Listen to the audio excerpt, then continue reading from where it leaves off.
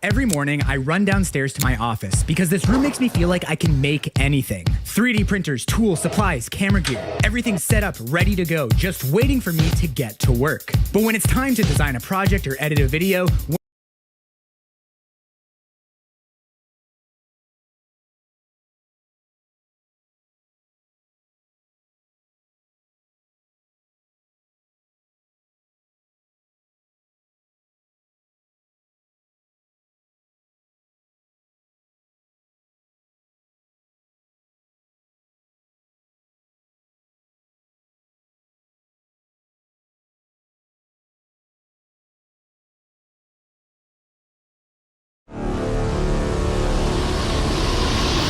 every morning, I run downstairs to my office because this room makes me feel like I can make anything. 3D printers, tools, supplies, camera gear.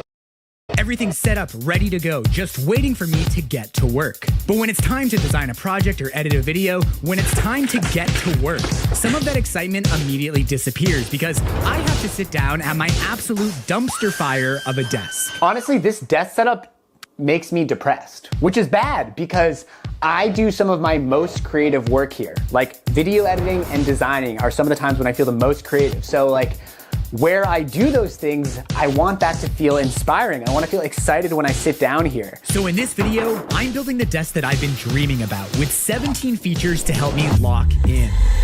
And the first feature is taking full advantage of this corner with an L-shaped desk that will pretty much double the size of my work surface. I'm building the desktop from Sapele plywood. This is left over from my tiny library, and I also picked up some solid Sapele for other parts of the desk. Now, a lot of woodworkers would build the desktop out of this solid wood glued together into panels, which would give you a beautiful thick desktop. But there's a chance that desktop would warp without some thoughtful engineering, which I could probably figure out. But more importantly, a big panel glue up takes a ton of sanding, and I am really trying to minimize sanding in this project. On the other hand, if you build a desktop from plywood, it's pretty much guaranteed to stay flat forever, unless you put it out in the rain or something, and it's already sanded to 120 grit, so win-win. But a 3/4 inch plywood desktop will never feel as thick and luxurious as a solid wood desk. So here's my game plan. First, I'm gluing on a piece of 1/4 inch MDF, which might not seem like much, but that small increase in thickness makes the desk feel so much more premium. It will also increase the strength, which is great because I'm putting about 150 pounds of stuff on top of this desk. Another great way to elevate plywood furniture is to use solid wood edge banding. Most of that will come from the Sapele strips that I cut earlier, but the inside corner of the L needs a special piece. So while the glue was drying, I cut that out on my CNC. While I was building this, I was getting really excited for a nice big desk. My current desk is overflowing with stuff, but just making it bigger is gonna do nothing to clean up my space. I need places to put things, and this is my problem with modern desks. I feel like these desk companies assume that every person today is some kind of digital minimalist who just needs a flat surface to plunk down their laptop, maybe a couple tiny drawers for chargers or something, but I can't be the only person with stuff and junk and things on my desk that need somewhere to go, but also need to be within reach. Like, I have aspirations of minimalism, but it's just not me. I mean, look at this room. We can't all be Marquez Brownlee. Huh? Okay, let me reel it in for a second. Obviously, some desks have drawers, but to be honest, I love a sit-stand desk, and I actually bought an L-shaped motorized standing desk frame for this build. So these modern desks, they aren't all bad, but because standing desks move up and down, they always have kind of awkward drawer setups. So one regret I have is that I didn't plane the edge banding to the same thickness as the tabletop. Now I could just leave this, but I notice when I use a desk, I like reach under the surface pretty often and it just doesn't feel very nice.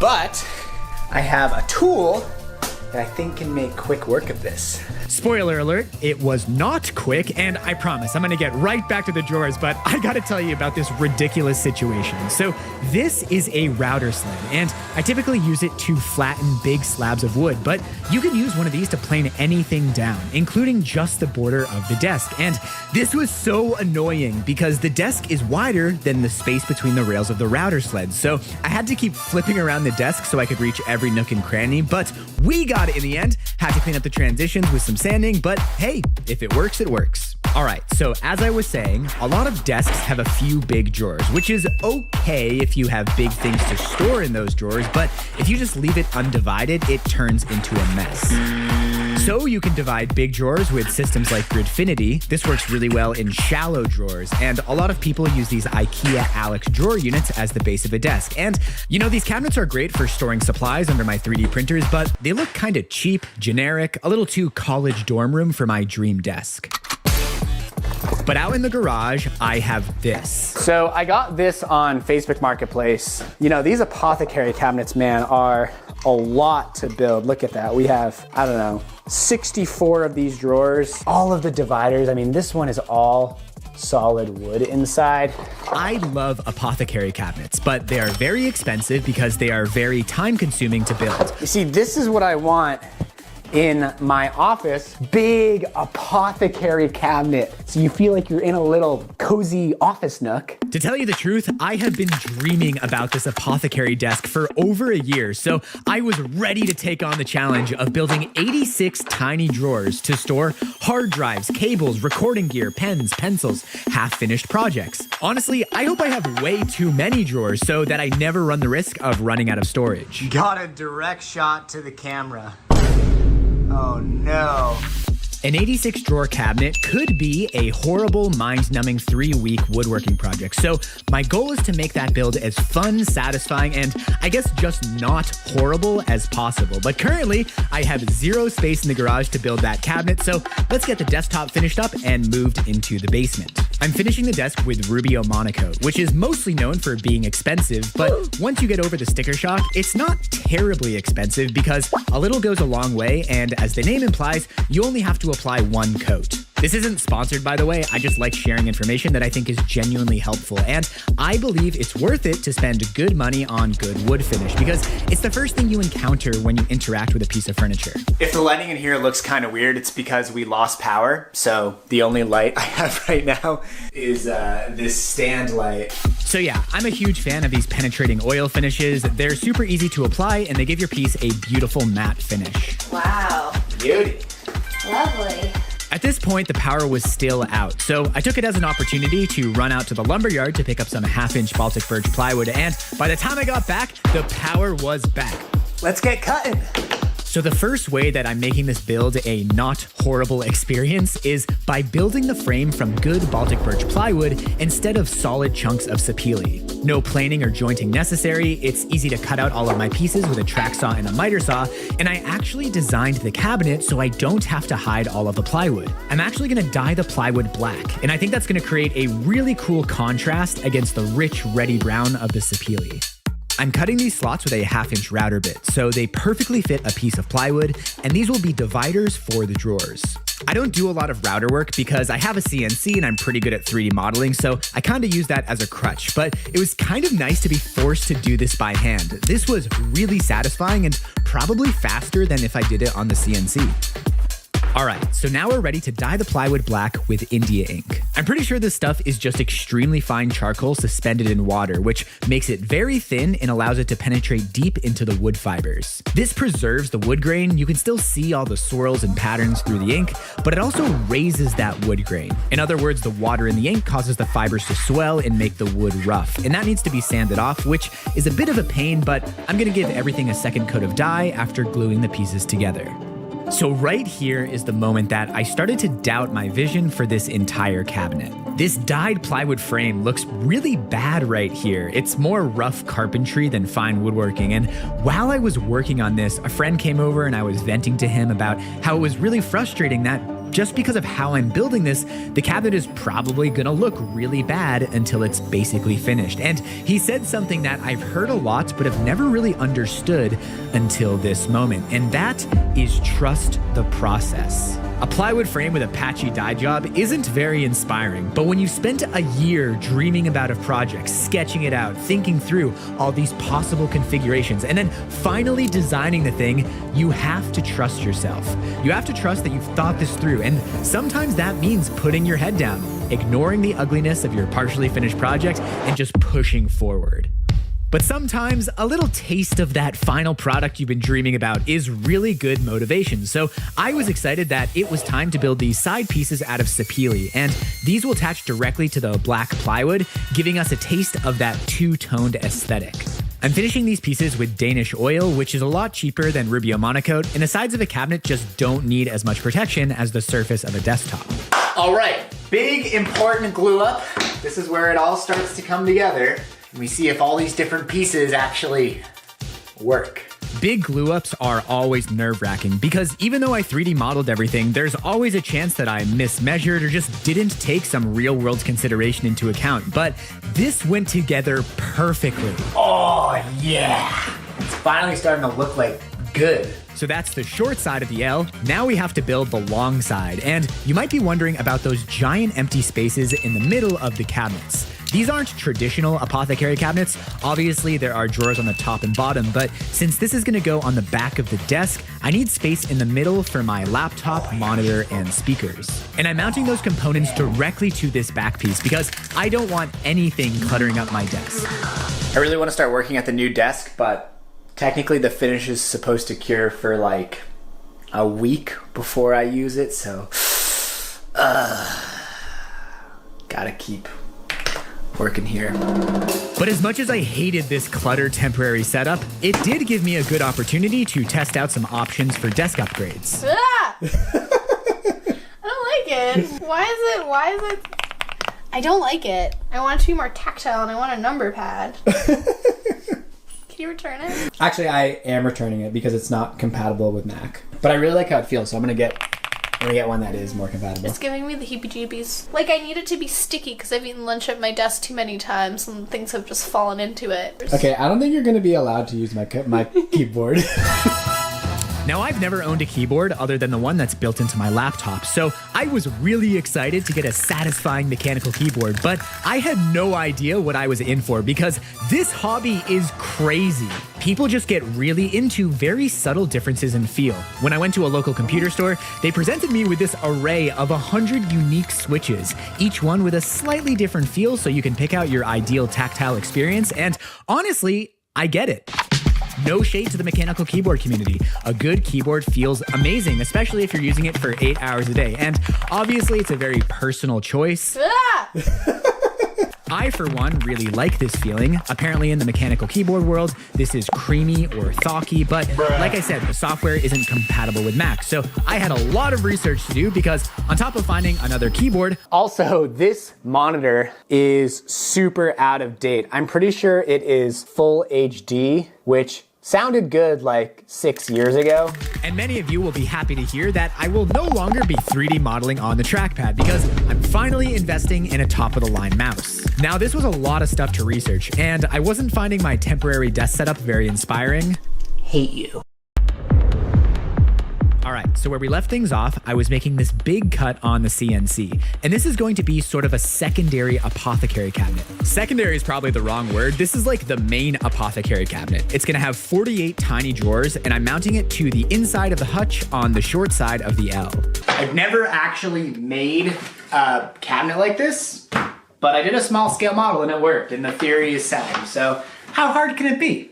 This is a completely different construction method from the cabinets that I made earlier. Those ones only have one row of drawers, so it was a simple matter of cutting slots in the top and bottom and gluing in dividers. But this is a 6x8 grid of drawers, so I'm using egg crate joinery. That's when you cut slots in strips of wood and interlock them to form a grid. And this is an amazing way for anyone to create perfect cabinets really fast. All you need is some basic 3D modeling skills, the type of stuff you could learn in a 15-minute YouTube tutorial. All right, as usual, a little trickier than I thought, but we got it. I know I said earlier that making the other cabinets by hand, or at least without the CNC, was satisfying and surprisingly fast, which is true, but for a big grid of drawers, this feels like the sort of repetitive, thankless build that digital fabrication is made for, so I was happy to hand this one off to the robot. Now, speaking of tasks that I have no ethical problems outsourcing to robots, there was no part of me that wanted to build 86 drawer boxes in 6 different sizes by hand. So I was more than happy to 3D print all of the drawer boxes. It is an absolute mess down here. It might seem like this would take weeks of printing, but it is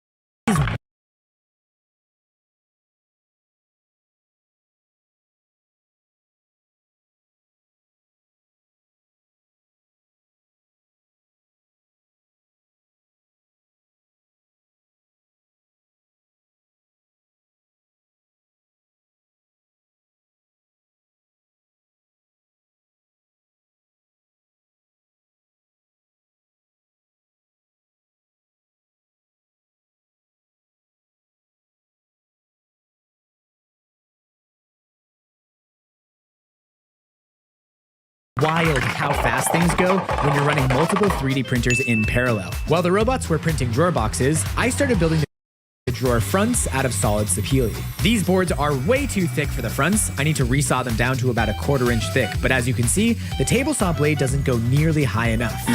Though it does remove about 2/3 of the cut height, and that provides some nice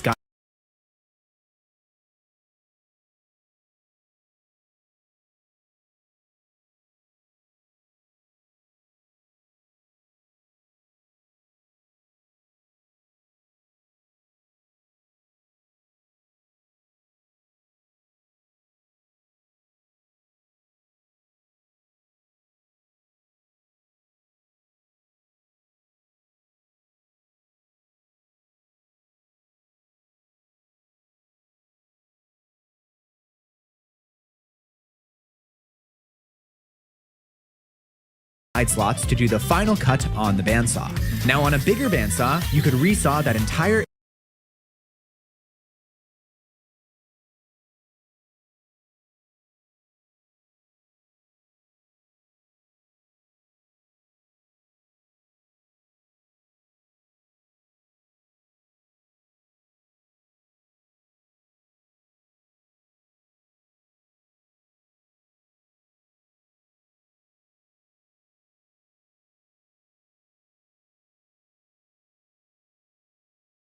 inch height without even starting on the table saw. That's what I did in this video using my buddy Tim's huge old bandsaw. But unfortunately, he wasn't available for this project, so I made do on the slightly janky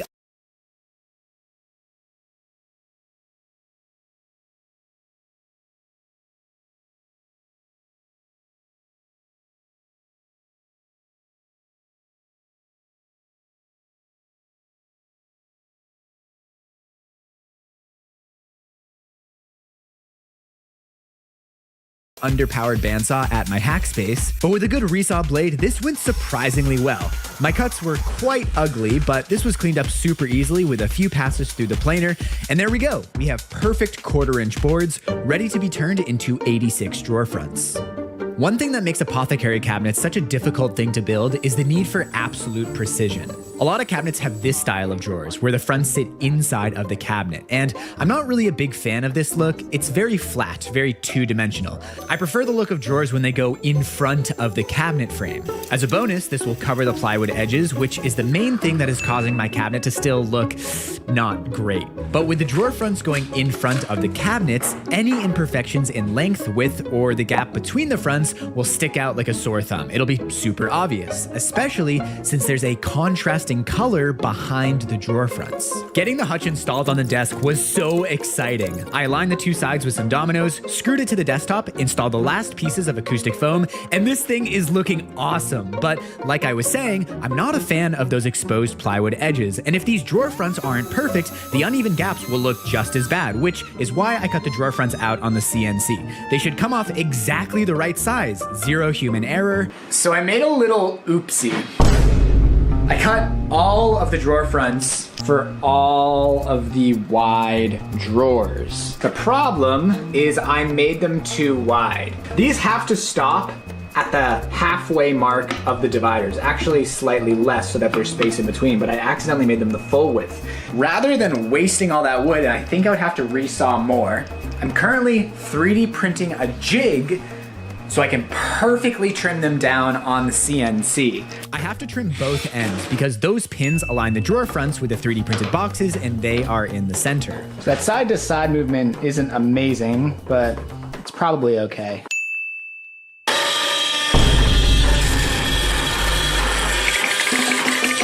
Well, that's not gonna work because literally any amount of movement causes the piece to rattle around, making the cut really rough. So instead of re-engineering this jig to add a way to clamp the piece in place, I remembered that I'm actually not a terrible woodworker. So I brought this over to the miter saw and just used my jig as a visual reference to trim the drawer fronts to the correct size. So we'll see if this is good enough to give me nice uniform gaps, but for now, I gave a little micro bevel to every single drawer front before finishing them with 2 coats of Danish oil.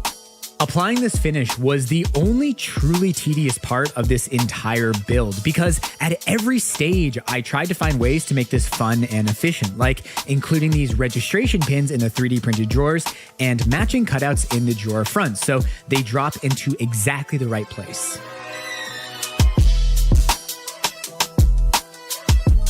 Then I designed some simple 3D printed jigs so that every handle is mounted in the exact center of every drawer. And look, I know I've used some expensive tools on this project, like unfortunately a CNC isn't the most accessible tool, but in 2026, 3D printers are incredibly accessible. You can get a really good one for the price of this drill, and 3D printed jigs open up infinite possibilities in woodworking. So I think deep down, I knew that putting in the drawers would cause such a massive transformation to the desk that I kept putting it off and installing other stuff so that when I finally put in the drawers, it would look as cool in real life as it does in my head. These trim pieces make a nice transition between the acoustic panels and the black plywood, and I also made these special trim pieces which will hide a warm LED strip to create some cozy backlighting. I'm not too torn up about those obvious joints between the acoustic panels because those will get covered by my monitor, which I'm mounting with a simple flat mount just to keep it as far back as possible. And that will hide a hole in the back panel where I'm routing all of my cables. It will also hide most of an articulating mount, which holds my laptop.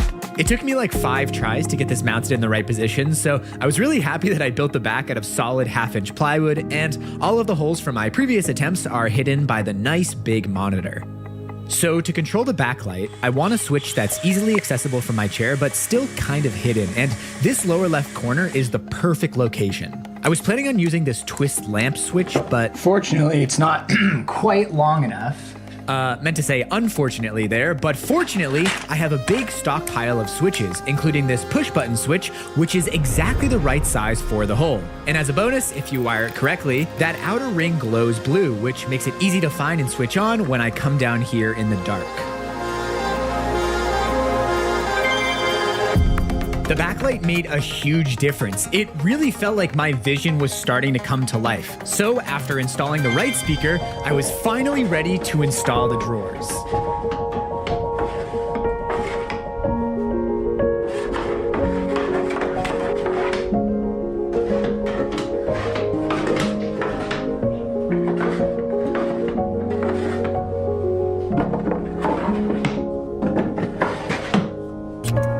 Now you might be wondering why I didn't just fill this entire side with drawers. Well, I love drawers, but 86 felt like enough, and having a bit of visual separation between these smaller drawers and the bigger ones on top and below looks kind of right to my eye. This will also allow me to use that corner easier than if I blocked it with a full wall of drawers, and I played with some other configurations like this stair step design that would allow me to put some tchotchkes on top, but I ended up liking the simple, classic apothecary cabinet. It's looking good, but I would really like to clean up all these cables. I found these great print-in-place cable clamps online. The files are free, I'll put a link for them in the description, as well as links to everything I bought for my desk upgrade and all the tools I used to build the desk itself. So one thing I kind of regret in this project is this monitor mount. I like how it's low profile, but it's a pain to take the monitor off, and I had to take it off like 10 times to adjust the height, run cables, and in this case, add smart RGB lighting to the back of the monitor. So these are full color smart LED strips. In addition to positive and negative, there's a data wire which allows the whole strip to be controlled with an off-the-shelf controller. Ignore my extremely ugly solder joints. Actually, I don't even think they're that bad. I think I've gone a lot better at soldering. Anyways, you can control these with an off-the-shelf controller that has Wi-Fi and Bluetooth, or for a third of the price, you can get an ESP32 microcontroller that also has Wi-Fi and Bluetooth and take literally 5 minutes to install the free WLED software. These 2 wires go to our power supply. Okay, you do still have to buy a power supply, so maybe it's not that much cheaper. Okay, moment of truth. Hopefully nothing explodes. And it only works if you solder everything correctly. So I started troubleshooting. I assumed I just had some bad solder connections, but that didn't seem to be it. They all seemed solid, no bridges, until eventually... Okay, I think I figured out what's happening. I assumed that these data pads were just one thing, but apparently it's data out on one side and data in on the other, and that gets split when you cut it. So instead of being smart like I was trying to do and you know, getting a nice full solder joint, I should have soldered directly from DO to DN on the split pad. So I'm gonna try that and see if it works. I don't really understand how a copper pad can change into two different things when you cut it in half, but sure enough. All right, that was in fact the problem. And after fixing the other four corners, I told the software how many LEDs are in the strip so that they would all light up, tested out some effects, 3D printed this nice enclosure box for the ESP32. This fit perfectly next to the monitor mount. And we were finally ready to see what the backlighting looks like. Moment of truth, I got everything reconnected. I just need to plug in the ESP32 and LED strip. Should light up. Should light up. Okay, so it's a little less bright than I expected, but I had the light set to the same warm yellow as the upper backlight, and when I changed it to a contrasting color, there we go. At the end of the day, these RGB strips just aren't as bright as solid color strips, but that's kind of a good thing for a backlight. You want it to be subtle. Although I did eventually learn that there was a brightness limiter in the software that I could disable. Oh, speaking of lights, you might have noticed this in the background. I wanted to add a little more personality to the desk and a little more cozy lighting, so I picked up this vintage brass banker's lamp at a local antique store. And of course, I had to bring out my 100-year-old typewriter to make the labels for the apothecary drawers. This is an Underwood No. 3. Got it on Facebook Marketplace a few years ago, and it is one of my favorite things. This is literally just a table I made on a Google Doc and then sized the rows and columns exactly. This thing is so satisfying to use. It kind of scratches the same itch as a good mechanical keyboard. And speaking of, I ended up going with this Keychron K2HE. Not quite as satisfying as the typewriter, but it's pretty thocky. And as a bonus, it matches my desk right out of the box. I also picked up a pretty awesome mouse, which I'll talk about in a bit. But for now, let's declutter my office and get these drawers loaded up. Now, as I started filling the drawers, I couldn't stop looking at this corner. I was planning on putting a cool, colorful glass desk lamp here. That's what I was looking for when I found the brass banker's lamp, which doesn't really work in that corner. It's fine, it works great up top. Anyways, while I was loading up the drawers, I was searching the internet for that perfect lamp that didn't cost $600. But sometimes you just need a fresh pair of eyes, because one day, Eden walked into my office and instantly said, Morley spends 4 days trying to figure out which lamp he can put in the corner where there's already all this light. Eden, what about a plant? Morley, okay. And just as fast, I knew exactly which plant would fit perfectly in that corner. I bought this ficus last year when I thought that I wanted to get into bonsai, and it looks kind of funny in our kitchen, but it's super healthy. It's been getting almost all of its light from a grow light, which I modified so I could flat mount it to the top of the hutch. Got a nicer pot for the ficus, and this brings such a nice pop of life to my workstation. Now, if you're paying close attention, you might have noticed that some of those labels are actually blank. Well, surprise, surprise, 86 drawers is a lot of drawers. I filled about a third of them, which is great because that leaves me room for expansion, which I'm sure I will need. All right, I did promise that I would tell you about my mouse, actually plural, mice, because I ended up buying the Logitech MX Master 4, which a lot of you recommended when I asked on Instagram, and this thing is awesome. Great haptic feedback, ergonomics. Again, this